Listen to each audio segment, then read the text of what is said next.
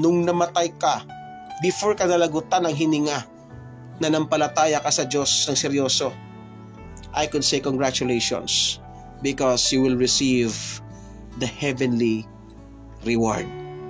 Di ba? Heavenly reward. Mapalad. Hindi sinabi doon mapalad ang maraming kotse, mapalad ang maraming bahay, mapalad ang gwapo, mapalad ang sexy, ang macho, mapalad. Wala.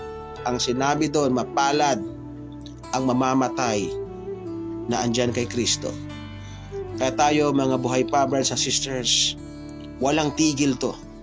Araw-arawin natin to, ang pagbabasa, ang pag-meditate, ang pag-pray, dahil dyan pa lang sa ginagawa natin.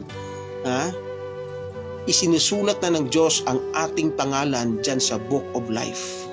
At ang walang pangalan dyan sa Book of Life, mapupunta talaga dun sa naglalagablab na apoy. Kaya tayo, brothers and sisters, itong ginagawa natin every morning, nagmo-morning devotion tayo, nag-meditate tayo ng Word of God, mapalad ka. Dahil sa katabi-dami ng mga tao ngayon, ewan ko lang ano ginagawa sa mga oras na to. Yung iba tulog pa, yung iba lasing pa, yung iba gumagala pa. Tama? But ikaw, andito ka, and you hear the Word of God. Pagdating ng Judgment Day, kasi nga nasa katapusan na tayo ng kapanahunan,